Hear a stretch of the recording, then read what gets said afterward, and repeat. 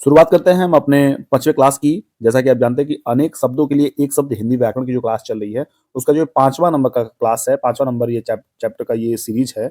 और इसमें जो पहला क्वेश्चन है वो 81वें क्वेश्चन के रूप में है और आपके सामने दिया है कि जिसका संबंध इतिहास से हो, समझिएगा, जिसका संबंध जैसे लोग कहते हैं कि ऐतिहासिक पुरुष हैं, जिसका संबंध इतिहास से हो के लिए एक शब्द बताइए। तो इसमें तो आप हमको लग रहा है देख के बता लेंगे कि ऐतिहासिक क्या होगा, ऐतिहासिक। लेकिन अगर बात करें अन्य शब्दों को, अगर उसको भी जान लें तो हो सकता है कि हमें और बेहतर हो। जैसे पौराणिक की अगर बात करें तो पौराणिक का मतलब होता है पुराण संबंधी। क्या हो गया? पुराण को जानने वाला या पुराण संबंधित। ये जो कथित है, ये कथित ना कि कथित होगा, यहाँ होता है कहा हुआ। क्या होता है? कहा हुआ। बात करें लास्ट आस्तिक, जो मुझे उम्मीद है कि आप होना नहीं चाहेंगे, आप आस्तिक ही हो, सॉरी, आप नास्तिक नहीं होना चाहेंगे, आप आस्तिक ही रहेंगे। जो ऊपर वाले में विश्वास रखता है, यानी कि जो प्रभु में, जो ईश्वर में जो विश्वास रखता है वो आस्तिक होता है, जो नहीं विश्वास रखता वो नास्तिक होता है। तो विश्वास रखिए, आप सफलता एक दिन जरूर हासिल करेंगे। नेक्स्ट क्वेश्चन देखते हैं 82 नंबर का।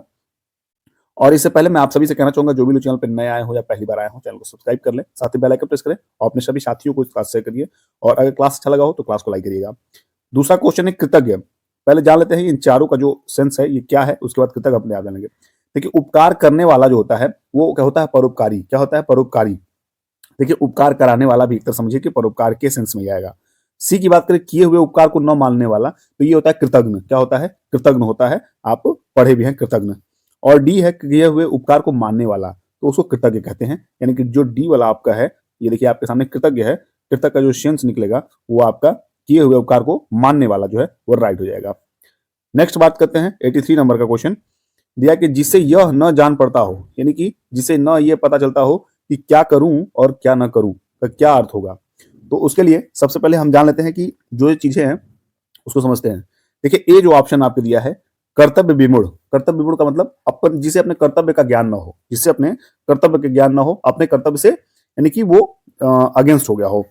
और कर्तव्य विहीन, कर्तव्यहीन जो अपने कर्तव्य से गैर जिम्मेदार हो, अपने कर्तव्यों को एकदम विहीनता पूर्वक मतलब करता ही नहीं है। और जो आपका ये सी है, जिसे यह ना जान पड़ता हो कि क्या करूं और क्या ना करूं, तो उसे किंग कर्तव्य विमूढ़ कहते हैं। और लाचार, आप समझ ही रहे हैं कि पूरे छात्र जो है वो बेचारे लाचार हैं। वैकेंसियां अभी फिलहाल आई हैं, इसके पहले हम सब लाचार थे। तो जो मजबूर हो जाएगा डी ऑप्शन। और यहाँ का जो ऑप्शन हो जाएगा वो सी हो जाएगा, किंग कर्तव्य विमूढ़। क्या हो जाएगा? किंग कर्तव्य विमूढ़, जिसे यह ना जान पड़ता हो कि क्या करूं और क्या ना करूं। बात करें हम 84 नंबर क्वेश्चन की, चंद्रमा तथा ब्रह्मांड। चंद्रमा तथा ब्रह्मांड के लिए एक शब्द है। चंद्रमा तथा ब्रह्मांड के लिए एक शब्द है, तो आप पहले इसको समझिएगा। यहाँ देखिए आपके सामने सोम दिया हुआ है। सोम मतलब ये है, सोम का सेंस समझिएगा, एक तरह का जो यज्ञ जो होता है, यज्ञ में तर्पण के काम आने वाली जो एक लता है, एक डाली है, उसको सोम के संबंधित हम देखते हैं। बाकी द्विज का सेंस होता है चंद्रमा और ब्रह्मांड दोनों होता है। क्या होता है द्विज का? चंद्रमा तथा ब्रह्मांड। वर्ण का मतलब आपका रंग भी होता है, अक्षर भी होता है, जाति भी होती है, तीनों होते हैं, जैसा कि आप वर्णमाला में पढ़ते आए हैं। श्रेष्ठ का मतलब जो आपसे बड़ा हो वो श्रेष्ठ है। तो इसका सही उत्तर हो जाएगा वो द्विज हो जाएगा। नेक्स्ट क्वेश्चन 85 नंबर का है। क्या है आपके सामने देखिए, कह रहा है कि जो काम करना कठिन हो, जो काम करना कठिन हो उसे क्या कहेंगे एक शब्द में, तो उसे हम दुष्कर कहेंगे। क्या कहेंगे? दुष्कर। देखिए जरा एक बार देख लेता हूँ क्या सही, बिल्कुल सही है, दुष्कर। क्या है? दुष्कर। और बाकी हम नेक्स्ट बी का समझते हैं। देखिए, दूभर। आप जानते हैं कि अरे यार, जैसे बात बात में लोग कहते हैं कि अरे यार ये तो बड़ी दूभर सा काम है, बड़ा दूभर, इसका मतलब बड़ा मुश्किल से काम है, बड़ा कठिन काम है। और कठिन का मतलब आप समझ ही रहे हैं।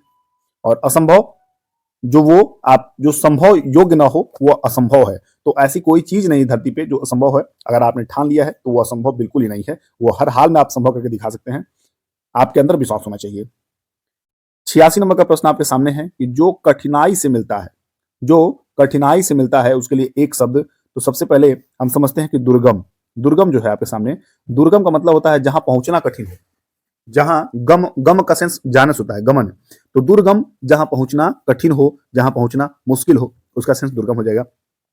बात करें दुर्लभ का, तो दुर्लभ वो होता है जहां कठिनाई से मिलता है, जो कठिनाई से मिलता हो। तो देखिए आपका जो क्वेश्चन है उसका जो ऑप्शन हो जाएगा वो बी हो जाएगा, जो कठिनाई से मिलता हो। बात करें अगम का, तो अगम जहां बिल्कुल आप चल ना सकें, न चलने योग्य जो है उसे अगम कहेंगे, या न चलने वाले को हम अगम कहेंगे। बात करें डी की, सुलभ। आप बहुत जगह देखते हैं कि ये चीज सुलभ है, सीधी सी बात, आप सुलभ शौचालय देखते हैं, तो उसका सेंस यही सुलभ, सुलभ का जो मतलब होता है वहां सहज से होता है, साधारण होता है, सरल से मतलब होता है। मैं इस चीज को वहां पकड़ा हूं ताकि आप उससे समझ सके। नेक्स्ट 87 नंबर का जो प्रश्न है वो देखिए इसको, वन में लगने वाली आग। देखिए वन में जो आग लगती है ना, उसको आप सभी जानते हैं कि वन में लगने वाली आग को हम और आप बहुत पहले से पढ़ते आए हैं, कई बार इस क्वेश्चन को रिपीट हम कराए हैं, उसे दावाग्नि कहते हैं। क्या कहते हैं? दावाग्नि। क्या कहते हैं? दावाग्नि। मतलब दावाग्नि मतलब वन में लगने वाली आग को। और देखिए बड़वाग्नि जो कहती है वो भूगर्भ के भीतर लगने वाली आग कहते हैं। क्या कहते हैं? भूगर्भ। यानी कि जो आपका जो पृथ्वी है इसके अंदर जो लगने वाली आग है उसको हम क्या कहते हैं? बड़वाग्नि कहते हैं। बड़वाग्नि कहते हैं, याद रखिएगा।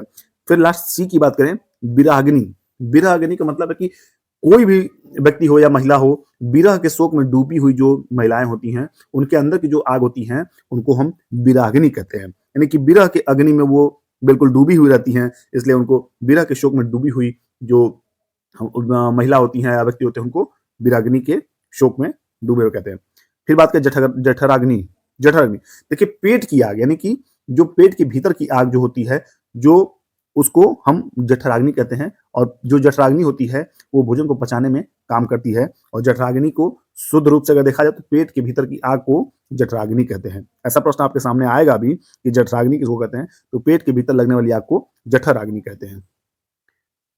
88 नंबर प्रश्न आपके सामने है, क्या कह रहा है कि बलिदान की भावना को प्रेरक होते हैं। बलिदान की भावना के प्रेरक होते हैं, तो कौन से प्रेरक होते हैं? बलिदान की भावना के प्रेरक कौन होते हैं? तो आप सभी इसका आंसर करिए। तो बलिदान की भावना प्रेरक हमेशा देशभक्त होते हैं। क्या होते हैं? देशभक्त होते हैं। जिनके अंदर देशभक्ति होगी वही तो बलिदान के भावना प्रेरक होंगे। अन्यथा बहुत से लोग आपके देश में मिलेंगे जिनके अंदर बलिदान की भावना बिल्कुल शून्य होगी, बिल्कुल जीरो होगी। तो ऐसे व्यक्ति को आप देशभक्त नहीं कर सकते हैं।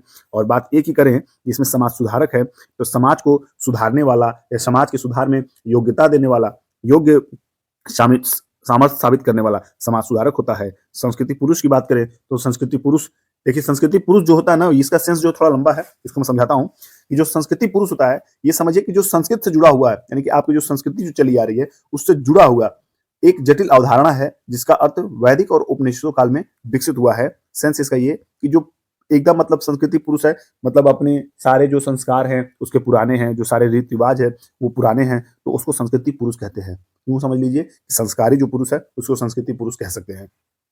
बात करें डी की स्वामी भक्त की, तो स्वामी भक्त का सेंस जो है वो स्वामी का भक्त या स्वामी को ही भगवान मानने वाले के सेंस में स्वामी भक्त यूज करते हैं। नेक्स्ट क्वेश्चन है 89 नंबर का, क्या कह रहा है कि जो देखने के योग्य हो, जो देखने के योग्य हो, यानी कि जिसको हम देख सकते हैं उसको हम क्या बोलेंगे? दर्शनीय बोलेंगे। क्या बोलेंगे? दर्शनीय बोलेंगे। जैसे आप दर्शक होते हैं, अगर आप किसी भी जगह गए हो, चाहे वो खेल हो, चाहे नाटक हो, चाहे वो आपका नृत्य हो, तो आप वहां पे दर्शक होते हैं। और दर्शक किस जो सामने जो चीजें घटती हैं वो दर्शनीय होती हैं। क्या होती हैं? वो दर्शनीय होती है। उसका वो दर्शन कर सकता है, वो देख सकता है। फिर बात करें नेक्स्ट प्रियदर्शी की, तो प्रियदर्शी मतलब प्रेम पूर्वक दूसरों को देखने वाला, प्रेम पूर्वक दूसरों को देखने वाला प्रियदर्शी कहलाता है। फिर बात करें समदर्शी की, तो समदर्शी वह व्यक्ति जो मनुष्यों को, स्थानों को, पदार्थों आदि को समान दृष्टि से देखता हो, वह समदर्शी होता है। बात करें डी सर्वप्रिय की, तो सर्वप्रिय वो होता है जो सबका प्यारा होता है। हम सब जो है अपने ईश्वर के प्यारे हैं, तो हम अपने ईश्वर के सर्वप्रिय हैं। बात करें 90 की, 90 नंबर प्रश्न आपके सामने है, शक्तिशाली, दयालु, शांत, धीर और योद्धा नायक के लिए एक शब्द। तो इसके लिए शक्तिशाली हो, दयालु हो, शांत, धीर हो और योद्धा नायक हो, तो उसके लिए सिर्फ और सिर्फ एक शब्द आप यूज करेंगे। कौन सा? धीरोदात्त। क्या करेंगे? धीरोदात्त। धीरोदात्त। अब बात करें ए यानी कि धीर ललित की, तो धीर ललित का मतलब एक प्रकार का जो कलावंत और मृदु स्वभाव वाला जो व्यक्ति है उसको कह सकते हैं। यानी कि जो एकदम शांत स्वभाव जो व्यक्ति है उसको धीर ललित कहते हैं। शांत स्वभाव वाले व्यक्ति को धीर ललित कहते हैं। और अगर धीरोदत्त करें तो ये समझिए कि शांत भाव से जो जन्म, शांत भाव में जो जन्म लिया हो, जो शांत भाव से प्रकट हुआ हो, उसको हम धीरोदत्त कहेंगे। धीरोदत्त क्या, या शांत स्वभाव से जिसको हमने लिया हो वो उसको भी धीरोदत्त कहेंगे। और डी आप समझ रहे हैं कि इनमें से कोई नहीं होगा। ये तीनों ऑप्शन में से आपके सी ऑप्शन टिक हो जाएंगे राइट के लिए। 91 नंबर का क्वेश्चन है, और देखिए ये क्लास जो भी लोग देख रहे हैं मैं उनसे ये उम्मीद कर रहा हूं कि आज जो है आप 100 के टारगेट जो है वो लाइक के वो कंप्लीट करिए और अपने इस क्लास को सभी साथियों को शेयर करिए अगर अच्छा लग रहा हो तो। और बाकी नए हो तो चैनल को सब्सक्राइब कर ले आप। 91 नंबर प्रश्न है कि अभी अभी जन्म लेने वाला, मतलब अभी जो तुरंत जन्म लिया हो उसको क्या बोलेंगे? उसे हम नवजात बोलते हैं। नवजात। नव मतलब नया, नव मतलब नया, और नौ मतलब क्या होता है? नया। आप जानते हैं नौ मतलब नया होता है। तो जो नया जन्म लिया हो यानी कि अभी अभी जन्म लिया हो उसे नवजात बोलते हैं। और जन्मा, जन्मा मतलब उत्पन्न या पैदा हुआ। जन्मजात की बात करें तो जन्मजात का मतलब जन्म से ही या जन्म के शुरुआत से ही। अजन्मा की बात करें तो अजन्मा मतलब जन्म रहित, जिसका जन्म हुआ ही ना हो। नेक्स्ट की बात करें 92 नंबर का, क्या कह रहा है कि निरामिष। आप पहले जान लीजिए कि आमिष का मतलब क्या होता है, फिर निरामिष का मतलब समझिएगा। देखिए आप बी वाले ऑप्शन में अगर देखेंगे तो यहाँ आमिष के आगे ब्रैकेट लगा दिया गया मांस। आमिष का मतलब होता है मांस और निरामिष का मतलब होता है जो मांस का सेवन न करता हो उसके लिए। निरामिष शब्द का वाक्य किस निरामिष शब्द का किस वाक्य हेतु प्रयोग होगा? तो आप पहले ये समझिए कि जो बी वाला ऑप्शन है आपका कि जो आमिष नहीं खाता हो, जो यानी कि जो मांस नहीं खाता वो निरामिष है, एकदम राइट है। और बी ऑप्शन आपका सही है, जो निरामिष होगा वो मांस नहीं खाता होगा। लेकिन बात करें ए की, जो मांस खाता होगा उसे हम मांसाहारी भी कहते हैं और आमिषहारी भी कह सकते हैं। ठीक है, आमिषहारी या मांसाहारी भी कह सकते हैं। सी की बात करें, जो मांस और शाक दोनों खाता हो। शाक मतलब समझ पा रहे हैं, सर्वाहारी। देखिए जो मांस और शाक दोनों खाता हो, यानी कि मांस भी खाता हो और फल फूल इत्यादि भी खाता हो, उसे हम सर्वाहारी कहते हैं। जैसे आज के समय में ये मान चलिए कि 80 से 85% लोग सर्वाहारी हैं। लेकिन बात करें जो शाक खाता हो, शाक, देखिए जो शाक खाता हो उसे शाकाहारी कहते हैं। क्या कहते हैं? शाकाहारी। याद रखिएगा, जो मांस और शाक खाता हो सर्वाहारी, जो शाक खाता हो वो शाकाहारी, जो मांस खाता हो मांसाहारी या आमिष, और जो मांस नहीं खाता हो उसे याद रखिए निरामिष कहते हैं। ये सेंस में दिया है। 93 नंबर की बात करें, 93 नंबर का जो प्रश्न है कि नगर में रहने वाला, नगर में रहने वाले को क्या कहेंगे? इसका सही उत्तर जो हो जाएगा वो नागर हो जाएगा। नगर में रहने वाले को नागर कहते हैं। इसी तरह शहर में रहने वाले को शहरी कहते हैं, या शहर से संबंध रखने वाले को शहरी कहते हैं। नगर वधु की बात करें तो पूरे नगर की जो वधु होगी, जो पूरे नगर की जो पत्नी होगी उसको नगर वधु बोलेंगे। नौकर का मतलब होता है सेवक। इस प्रकार आपके जो चारों मैंने आपको समझा दिए, जो बी ऑप्शन है वो राइट हो जाएगा। बात करेंगे 94 नंबर प्रश्न की, दिया है कि जिसका कोई आकार ना हो। समझिएगा, जिसका कोई आकार ना हो, यानी कि आपके जो ईश्वर हैं, जो आपके प्रभु हैं, जो आपके गॉड हैं, वो निराकार होते हैं। निराकार मतलब जिसका कोई आकार ना हो, इसका मतलब है कि डी ऑप्शन आपका राइट हो जाएगा। बात करें ए की, कलाकार की, तो कलाकार का मतलब कला को जानने वाला कलाकार होता है। साकार किसको कहते हैं? यानी कि विशिष्ट रूप या आकार जो युक्त होते हैं वो साकार होते हैं। और बेकार आप जानते ही हैं कि हम जो तैयारी नहीं कर रहे हैं उसका हमारा समय जो है बेकार जा रहा है, उसका रिजल्ट भी हमें बेकार ही देखना पड़ेगा। तो इसलिए बेकार होने से बेहतर है कि आप साकार बनिए, आप कलाकार बनिए। आप जल्दी से जल्दी प्रयास करिए, जितना ज़्यादा ज़्यादा समय आप अपने परीक्षाओं में ज़्यादा समय दे के अच्छे क्वेश्चन अप्रोच करने के जितने समय आप बढ़ा सकते हो वो आपके लिए लाभदायक होंगे, लाभप्रद होंगे।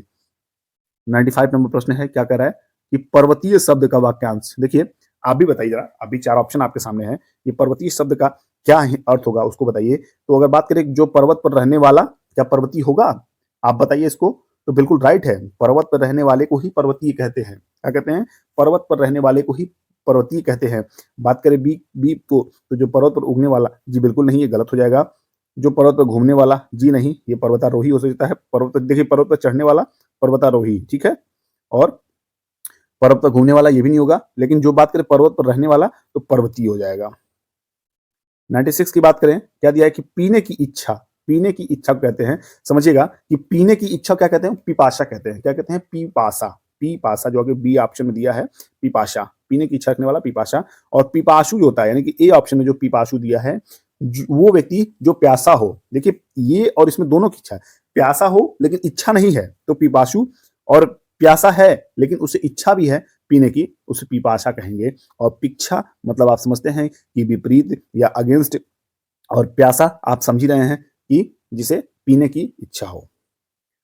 97 की बात करें तो दिया है कि एक बार कही बात को दोहराते रहना।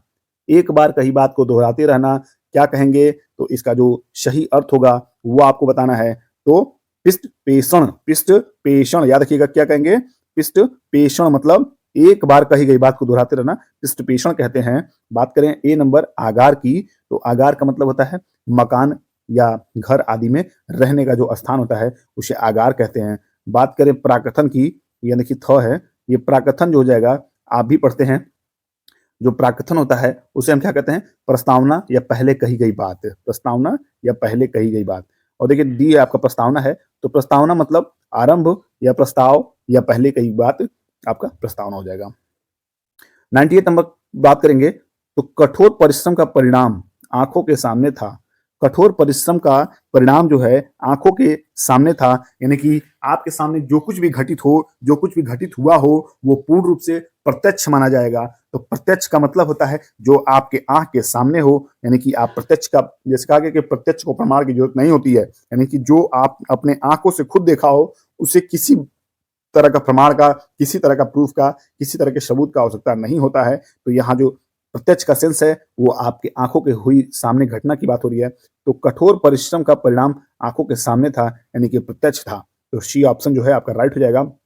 फिर बात करेंगे ए की, तो ए मतलब भी आप जानते हैं सामने, और बी मत आगे मतलब भी आप जानते हैं आपके सामने ही, और सर्वज्ञ मतलब समझिएगा सब कुछ जानने वाला, सर्वज्ञ मतलब सब कुछ जानने वाला। तो इस तरह जो सी ऑप्शन है वो आपका राइट हो जाएगा। नेक्स्ट क्वेश्चन की बात करते हैं 99 नंबर की। क्या दिया है? 99 नंबर है कि जो किसी बात को, जो किसी बात या उक्ति को तुरंत सोच ले। जैसे समझिएगा, जैसे मतलब हमने किसी से कोई बात कही, वो तुरंत अपने मन में वो बात सोच लिया, और तुरंत अपने बात जो मन में सोच के जो उसके अंदर उत्पन्न होगा, जो भी विचार उसके अंदर उत्पन्न होगा, उससे हम प्रत्यत उत्पन्नमति कहेंगे। क्या कहेंगे? प्रत्यत उत्पन्नमति कहेंगे। जो किसी बात को तुरंत सोचे या उक्ति को तुरंत सोच ले, और उसके बाद जो उसके मन में जो विचार उत्पन्न होंगे उसको हम प्रत्यत उत्पन्नमति कहते हैं, यानी कि सी ऑप्शन आपका इसमें राइट हो जाएगा। फिर बात करेंगे ए की, प्रतिभाशाली जो आप होना चाहते हैं, यानी कि आप होंगे भी जिसमें प्रतिभा हो, जिसमें वो प्रभावशाली हो। और बात करें कुशाग्र बुद्धि की, तो कुशाग्र बुद्धि मतलब जिसके अंदर तीक्ष्ण बुद्धि का योग हो, जो तीक्ष्ण बुद्धि वाला हो, उसे कुशाग्र बुद्धि कहेंगे। बुद्धिमान जो आपकी हैं, और देखना है कि कितना आप पेपर में बुद्धिमत्ता से अपने पेपर को सॉल्व करेंगे, वो देखना बहुत जरूरी है, यानी कि बुद्धिमान मतलब समझदार या अक्लमंद। अब इस क्लास के लास्ट क्वेश्चन की बात करें 100वें नंबर का, तो जो शब्दांश किसी शब्द के अंत में जुड़कर नया शब्द बनाते हो, अगर आप ध्यान से पढ़े होंगे उपसर्ग और प्रत्यय, तो देखिएगा अगर मान लीजिए ये कोई शब्द है, तो शब्द के पहले क्या लगता है? उपसर्ग लगता है। क्या लगता है? उपसर्ग। और शब्द के बाद में क्या लगता है? प्रत्यय। तो अगर उपसर्ग लग के कोई शब्द बना है तो वो आपका उपसर्ग सहित शब्द हो जाएगा, और अगर कोई प्रत्यय शब्द बना है तो आपका प्रत्यय लग के वो शब्द बन जाएगा। तो यही आपसे यहाँ पूछा गया है कि जो शब्द किसी शब्द के अंत में जुड़ के नया शब्द बनाते हैं उनको हम प्रत्यय कहते हैं। क्या कहते हैं? प्रत्यय। और जो शब्द किसी शब्द के आगे, यानी कि पहले लग के शब्द नए शब्द बनाते हैं, उनको उपसर्ग कहते हैं। और समास, जैसा कि आप नेक्स्ट चैप्टर पढ़ेंगे, तो समास का मतलब योग या मेल, और संधि मतलब आप जानते हैं कि जो दो शब्दों को जो जोड़ दे उसे संधि कहते हैं। मेल, योग, संयोग या जोड़। तो इस तरह ये क्लास ये समाप्त होता है, और ये प्रश्न यहाँ समाप्त होता है। और कैसा लगा क्लास, कैसे लगा प्रश्न, आपको जो लाइक करिए, कमेंट करके बताइए। और मुझे उम्मीद है ये क्लास आपको बहुत बहुत अच्छी लगी, और ऐसी जो अब जो क्लास है वो आपको हर हाल में मैं प्रयास करूंगा कि पूर्णतः समझाया हुआ आपको क्लास जो है वो यहाँ से प्रोवाइड किया जाए। तो चलिए मिलते हैं अगले क्लास में, तब तक के लिए आप भी पढ़ते रहिए, मस्त रहिए, स्वस्थ रहिए। Bye bye, take care.